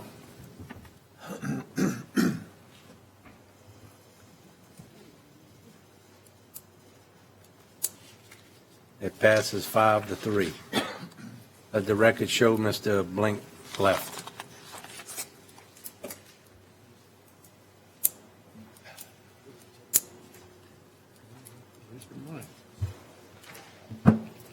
Nine H is for Councilmember Arborough, a resolution in support of resuming federal offshore leasing in the Gulf of Mexico and otherwise to provide with respect thereto. Offer is read. Mr. Arborough offers there a second.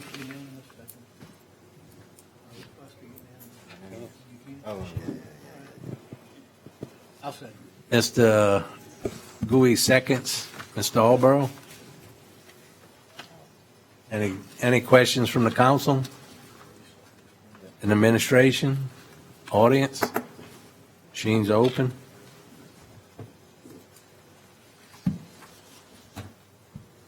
Let the record show it passes 7 with 1 abstention.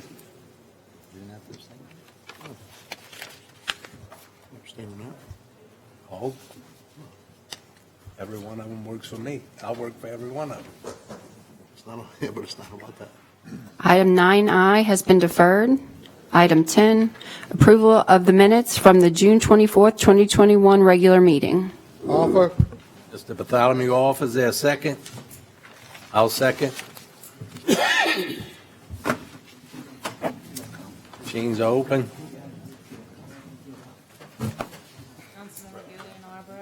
Mr. Roussel, Mr. Gui, Mr. Alborough. It passes 8-0.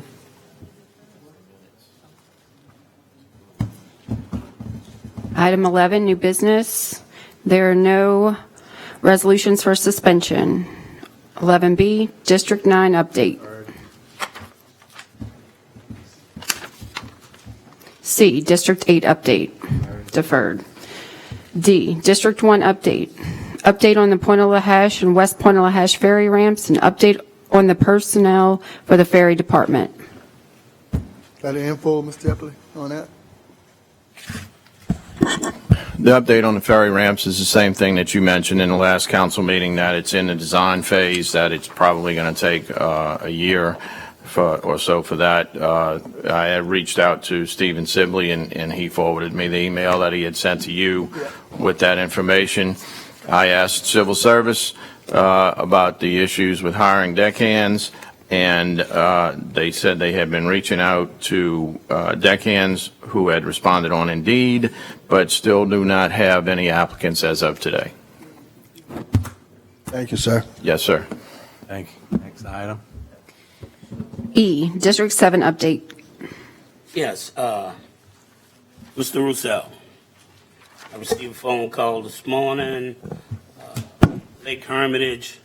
Is it possible to get the road cut through Lake Hermitage, on side of the road, in Lake Hermitage? They get it cut? Yes, sir. All right. And also, they said the trash need to be picked up from West Bayou Lane. I'll get with Gregory in the morning and check on it, sir. And when can I expect, about 2 months ago, I showed you Diamond Park, how it's flooded. When can we get an excavator over there and help me with that drainage? I'll check with flood control and see how close we have a machine over that way and try to get on it. Thank you. Next item. F, District 5 update. Update and discussion of the Fort St. Leon Drainage Project. Status of updates to the Bell Chase Water Plant and Intake. Discussion on pending drainage work request. Prodigy Drive, Clawson Road, and Cedar Drive. Discussion and update on Plaquemines off-road vehicle track on Walker Road. Mr. Roussel. We yield on administration. I spoke to Mr. Dugas yesterday about the Fort St. Leon Drainage Project, and he said he was going to give you a list of the complaints that we've had over the last several years that this project is supposed to be addressing. And I don't know if he gave you that list. He has not yet. Mr. Dugas didn't give it to you. No, sir. Well, after looking at the preliminary set of plans, it doesn't really tell me if they're addressing all of the complaints that we've had that this project is supposed to be addressing. So I'll defer that item. Water intake, I guess you can tell me the same thing you told me last time, permitting. Yeah, yes, sir. So the information that has been done on the slope stability analysis has been sent to another consultant. That particular consultant is reviewing the documents right now, and they are going to give us a price, hopefully in the next few days, on what it would cost to complete the slope stability analysis to where we can get a permit from the Corps. And that's just hiring another engineer on top of the engineer that we had originally. Well, what we're hoping is that we already have the information we need. We just need them to put it together in the way that the Corps wants it done. Are we deducting any of the fee from the original engineer to pay this engineer? I do not know that, but we'll check on that. All right, next item. Prodigy Drive, Clawson Road, and Cedar Drive drainage problem that we discussed about the outfall canal running parallel to Highway 23 through the base and all. Have y'all addressed that canal yet? The Prodigy Drive property, the property owner dug the ditch and put in a culvert, and it has been dry the last couple of weeks. Everything has been draining okay. the other properties on Clawson and Cedar, we have a long boom back there, and they started cleaning out the canal, so we're all working on it as we speak. All right, thank you. And the last item is the discussion of the vehicle track and walking track. Last year, we talked to the administration about Mr. Tim Bowles, who is a volunteer who seeks grants, and we're supposed to be matching that grant with parish assets, resources. And last year when we talked, I thought we were going to move forward with it. He contacted me again last week and said that nothing's been done. So are we abandoning the track or the grant? No, sir, we're not abandoning. With the manpower, we have put some material and had a dozer back there working some of it, and started collecting the time and materials on it. I have spoken to Mr. Tim Bowles lately, and we're looking at some other options possibly of using the grant to pay for some employees to work on there permanently and try to get that going. It's just shorthanded with all of the work requests to put a machine back there and get it going, sir. How long ago did you talk to Mr. Bowles? Since he called me or before? Sir? Have you talked to him since he called me for me putting this on the agenda? I talked to him yesterday, actually, sir. I had lost his number, and I got his number back, and I did talk to him about it. Yes, sir. On the track, can we add the Fort Jackson track, what y'all built and was abandoned? That was years ago. Yes, sir. Both tracks were abandoned years ago, and we're trying to work on it with all the work requests we have. Well, I cut the grass around the slab, but I don't know where the track was. So for the next meeting, perhaps you can give us a little better update on where we're at and what we need to do on the grant, how much grant money is still there, or how much we're in the hole for the grant money if we don't comply. I know our match is labor, so I'll defer the item. Thank you. The boat launch. Thank you. Boat launch is, I didn't have it on the agenda. There's no public comment on this because it's not voted on. Heard a word. What he wants? Wanted to talk, but since it's not voted on, there's no public comments. I really wanted to give a status of it because I'm the liaison between the state and grant. Are the off track? Yeah, I'll approve. I'll support his. Come on. I'll offer suspension of the rules to allow this gentleman to speak. I'll offer an X for suspension to allow this gentleman to speak on this item. Offer to suspend the rules. Is there a second? Second by Dr. Gui. Machines are open. Hey, hi, my name is Tim Bowles. We need to vote on it. Why can't he talk about And it passes 7-0. Start again. I'm Tim Bowles, 123 Langridge Drive, Belchase. I'm the responsible charge for the state for the grants that have been written for the different parks, including the one down in Fort Jackson. I started almost 30 years ago trying to get parks in this parish as an alternative to riding on levees and roads and just different subdivisions and places the kids weren't allowed, and we've had deaths in the parish. So fortunately, in 2007, we were able to get 2 grants, almost $500,000. This latest grant we got about 2.5 years ago. It's a $200,000 project, and it's a 80-20 cost-sharing grant. The parish would get reimbursed for any expenditures, including labor, up to $160,000. It's fallen in disrepair because the volunteers, with not much parish support, have fallen by the wayside. I can't do much out there. I can't operate any equipment out there because it's parish property. But I have a suggestion today for both parks. Now, there's grants if you just bear with me just for a minute, there's grants every year that up to $200,000 projects, and we would get $160,000 of that. If you were to hire 2 people and fund them out of the grants, and let's say you paid them $30,000, I'm just going to use rough numbers here. You pay them $30 an hour. That's $60,000 a year plus benefits and stuff like this. You could pay out of the $160,000, you could support 2 guys. And what that would do is, once people come out there and recreate, you're getting them off the highways when Sheriff Turlich is having to reprimand kids and go to confiscating motorcycles and ATVs. If you give them a place to go and say, hey, you can go to the off-road track in Port Sulphur, you can go to, or at Fort Jackson, excuse me, or the one on Walker Road.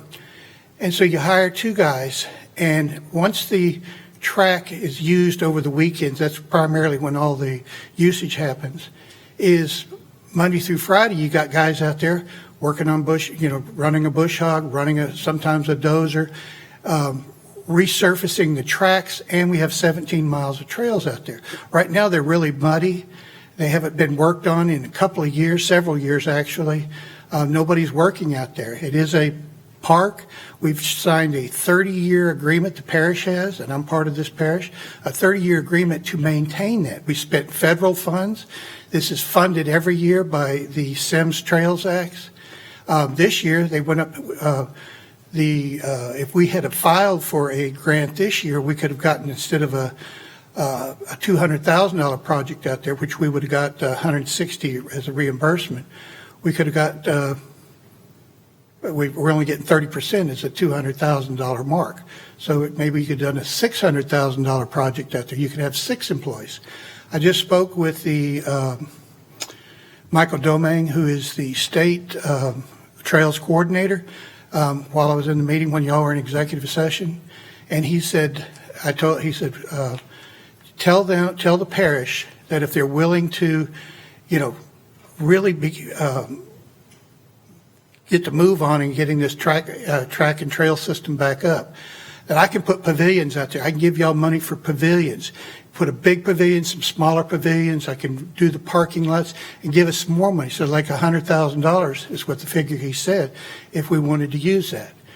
So this is a great place to people to go recreate. It should come under Parks and Recreation to manage this thing. It's never really, nobody's ever looked at it because it's kind of left-handed. Most people here are off-roading people. They're not ATV activists or anything like I am.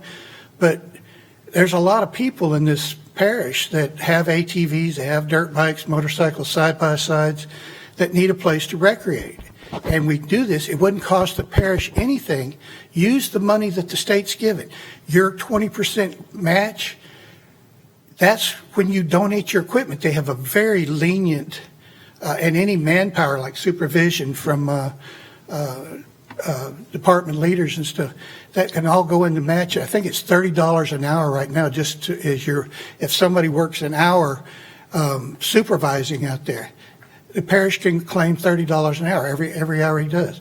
If you rent or if you put down how much a bulldozer that you used it for 10 hours today. Well, you can get the prevailing rates.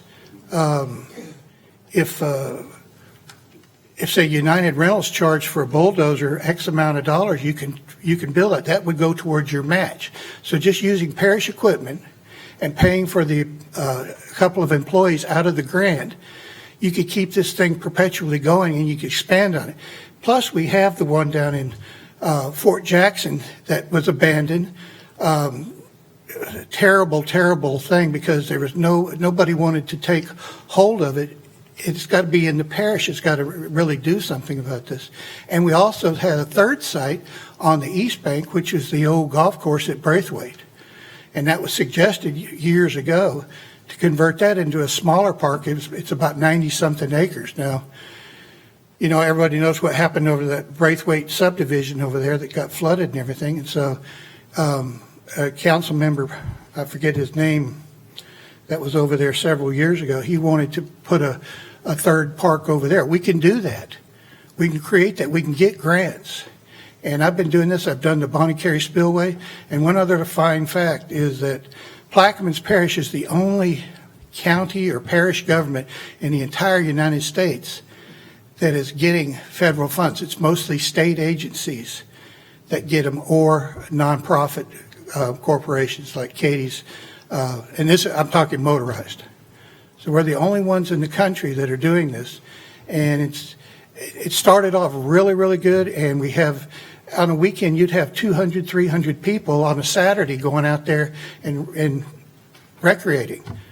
I spoke to Sheriff Turlich before this council meeting started, and I said, hey, if we get this thing going, could you provide a couple of patrols? I know you have a couple of ATVs and go out there.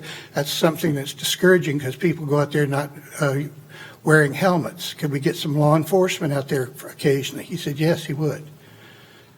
In fact, there's somebody supposed to be there. So anyway, what I'm just saying is there's a vehicle. If anybody ever wants to talk to me about it, Mr. Roussel, he's talked to me about it a few times. Scott Roussel's talked to me. I'm the liaison. I'm your guy.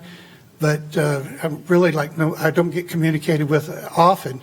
But I'm passionate. I've been after this thing for 30 years, and I'm the one who pushed it through in 2007, 2008, and wrote those grants. So it's something that we need to do for the parish residents, and I think it could only get better down there. We could really have a little tourist type of attraction. You know, if you had a park with pavilions and off-road parks. We have a motocross track out there that's 1.5 miles long.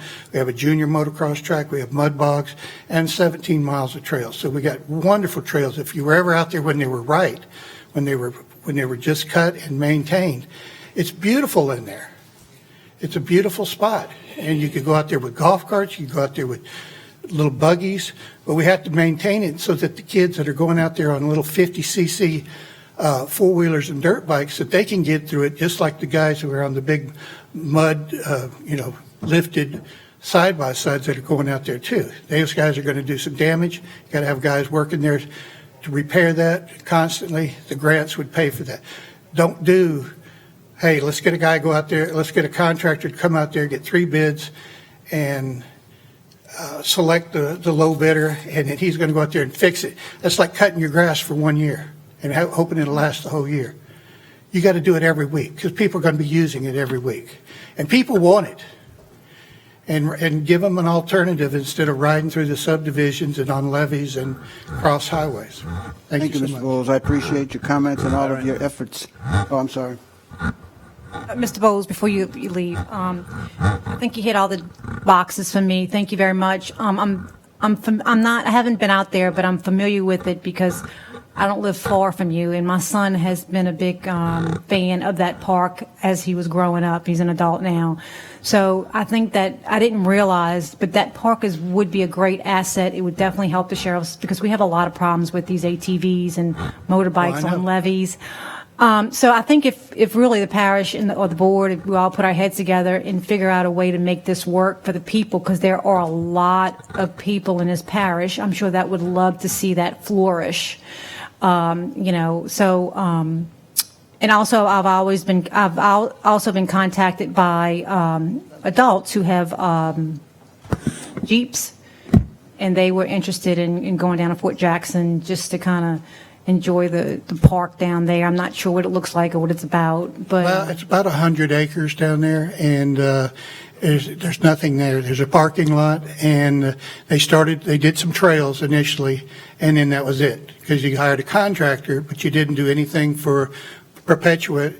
to maintain it. You have to maintain it forever, I mean, and there's monies in there. You can get them every single year, and you could get 100. So are you saying we get a grant every year, or you have to apply for it, but I do that. We haven't been doing that? You can't do it if you're not working on the one you got right now. Right. So just trying. I really appreciate all the information you have given us today, and it's definitely something that we need. So, yeah, if anybody ever wants to contact me, I'll make myself available. And Mr. Roussel, he knows how to get in touch with me easily. He has my cell number and everything. But I'll be willing to help. And Scott Roussel and Hilda Lott, they both know how to get in touch with me because I've worked with them closely on getting the grants. And again, you can get a grant. They just awarded grants in April. for 2021. I have a and 20 question. The motocross, I know a lot of kids, a few kids in the parish do motocross, and they go out the parish to that motocross in Gretna. Is that anything? That's Is that BMX. something different? That's BMX, that's bicycles.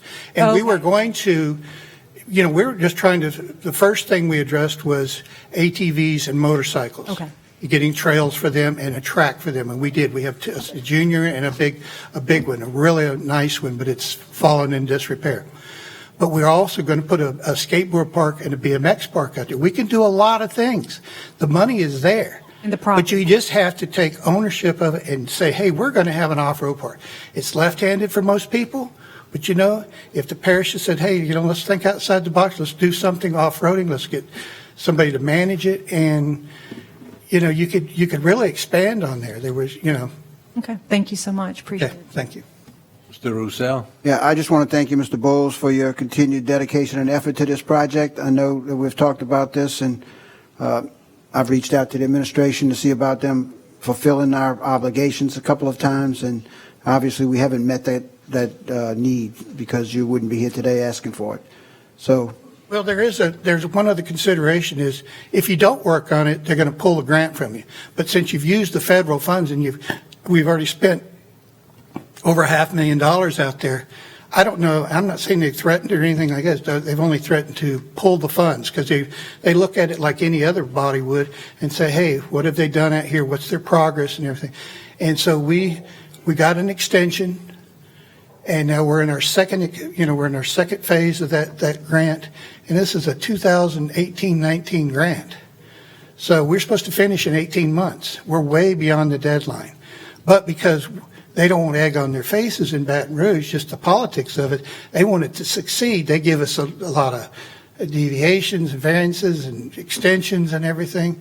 But they want us to succeed, and they want us to get bigger. We're the biggest motorized project in the state.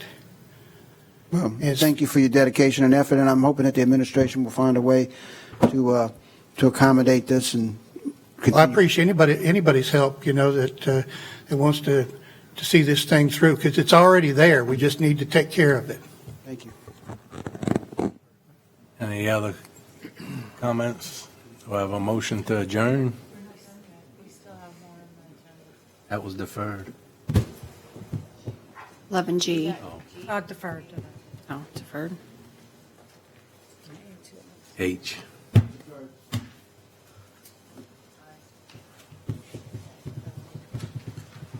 I&J. Do I have a motion to adjourn? So offered. Everybody, motion by Mr. LaFrance, second by Mr. Bartholomew. Machines open. Be safe. And it passes 8-0. Let the record show council meetings adjourned at 6:01. All right, my cousin.